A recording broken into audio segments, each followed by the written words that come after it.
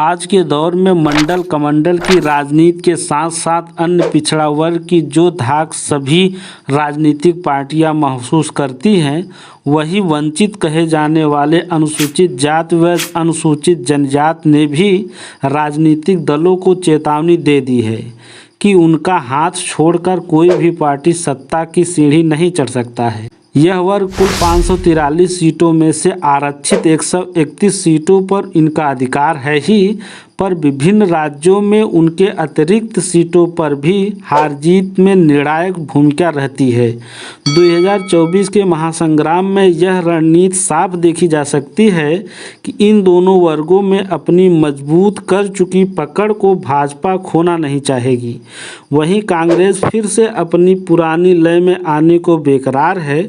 वहीं अन्य क्षेत्रीय पार्टियां भी वोट बैंक की हिस्सेदारी में हाथ पैर मारने वाली पार्टियां आपको दिखाई नजर आएंगी। देश की कुल आबादी का 17% भागीदारी रखने वाले अनुसूचित जाति के लिए 84 तो करीब 9% आबादी वाले जनजाति के लिए 87 सीटें आरक्षित हैं। कभी यह वर्ग राजनीतिक उपेक्षा का शिकार रहा, लेकिन ज्योतिबा फूले व भीमराव अंबेडकर जैसे महान पुरुषों ने इस वर्ग के उत्थान की प्रेरणा बने।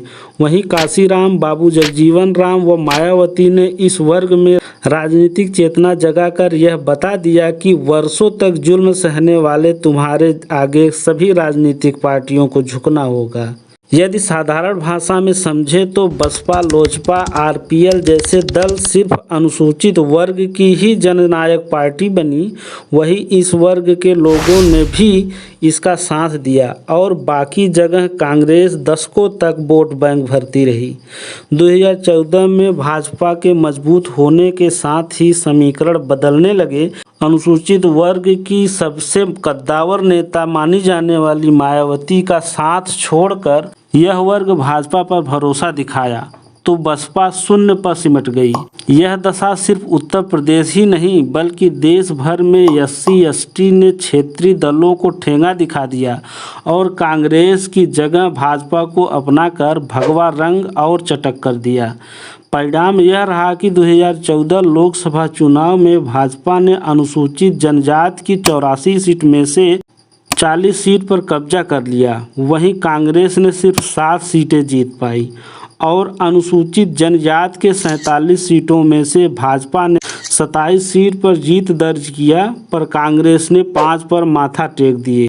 यहीं से भाजपा ने अपनी राजनीति की धार देना शुरू किया और भाजपा ने लुभावने कई योजनाएं चलाकर जनता को यह विश्वास दिया कि भाजपा ही उनको सब दे सकती है जो अन्य पार्टियां नहीं दे सकती। इन दोनों वर्ग इस कदर हाथ पकड़कर बीजेपी को चल पड़े कि इसका असर 2019 में साफ दिखा। भाजपा ने 46 सीटें जीती, वहीं कांग्रेस ने 5 और ST की सीटों में से भाजपा ने 31 तथा कांग्रेस ने 4 पर अपने घुटने टेक दिए। आज के समय में SC के 84 सीट में से 86 सीट पर बीजेपी का कब्जा है और ST की सीटें बीजेपी के नाम है। अब सवाल यह है कि अन्य पार्टियां क्या इस चक्रव्यूह को तोड़ पाएंगी? कांग्रेस को 131 सीटों में सेंध लगाना होगा। भाजपा पार्टी कितना भी धार्मिक कार्ड खेले, पर अंत में उन्हें पता है कि देश की 80% जनसंख्या मध्यम वर्ग की है, अर्थात बहुत गरीब नहीं और बहुत अमीर नहीं। हर पार्टियां अपनी जाल में फंसाने के लिए हर हथकंडे अपनाएंगी। एक मध्यम वर्ग धार्मिक सेंटीमेंट का धनी होता है, बस इसी का फायदा हर पार्टी उठाना चाहती है। कांग्रेस को धार्मिक मामलों से दूर रहना होगा। बीजेपी को अपनी लय बरकरार रखने के लिए किए गए प्रयास काफ़ी सार्थक दिखाई देते हैं। देश में 80 करोड़ आबादी OBC के है, जिनकी वोट बैंक की राजनीति हर पार्टियां करती हैं, पर जब OBC की समस्या पिछले 75 सालों में जैसी की तैसी है। आज के दौर में राजनीतिक पार्टियां SC/ST की भूमिका को नकार नहीं रही हैं और इन वर्ग में वोटरों को रिझाने में पूरी जी जान लगा दे रही हैं। देश की दलित समुदाय की अच्छी खासी संख्या होने के नाते हर पार्टियां चाहती हैं कि उनको भरोसा दिया जाए और अपने हित में उन्हें किया जाए। SC/ST की 543 में 131 सीट आरक्षित होने पर इस वर्ग को इग्नोर नहीं किया जा सकता। पिछले आंकड़े से पता चलता है कि अभी तक बीजेपी इस वर्ग का भरोसा जीत लिया है, पर यह कारनामा 2024 में दोबारा दोहरा पाएगी, यह वक्त ही बताएगा। क्षेत्रीय पार्टियों का जो दबदबा हुआ करता था वो कहीं न कहीं अब घटता नजर आ रहा है। पश्चिम बंगाल को छोड़ दें तो 2019 के लोकसभा चुनाव में जो कुछ हुआ, परिणाम तो इसी ओर इशारा कर रहे हैं।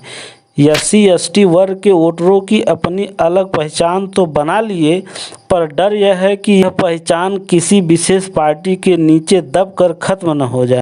कभी SC/ST के आदर्श रही मायावती का साथ छोड़ना आने वाले समय में इस वर्ग के वोटरों का अस्तित्व तो खतरे में पड़ सकता है। राजनीति से दूर बना चुकी मायावती के बाद यूपी में फिलहाल कोई ऐसा लीडर इस वर्ग का देखने को नहीं मिला, पर कुछ युवा नेता प्रयास कर रहे हैं, पर उनको राजनीति का ककहरा भी नहीं आता। अपने ऊट-पटांग भाषणों में मशहूर हो जाएंगे, पर आपकी लड़ाई अपने वर्ग के लिए होनी चाहिए, न कि अपने आप के लिए। पार्टी कोई भी हो, पर देश की मुद्दा संप्रभुता की तथा सामाजिक आर्थिक लाभ का भाव नजर आना चाहिए। केवल एक वर्ग को खुश करके किसी भी पार्टी का भला नहीं होने वाला। बीजेपी पार्टी जानबूझकर ऐसे ही मुद्दे को उछालती है ताकि विपक्षी पार्टियां आकर फंसे। विपक्षी पार्टियों को देश की जनता को एक विजन दिखाना होगा ताकि जनता भरोसा कर सके। एक बात तय है कि SC/ST वर्ग का वोट हर पार्टियों के लिए सोने के अंडे जैसा है, बिना इनके किसी भी पार्टी का भला नहीं होने वाला। दूसरी ओर इस वर्ग का वोट एक बार भरोसा बन जाए तो इस वर्ग में सेंध लगाना मुश्किल होता है। इसका उदाहरण यूपी में एक समय मायावती का दबदबा इस वर्ग के बदौलत लंबे समय तक CM रही हैं।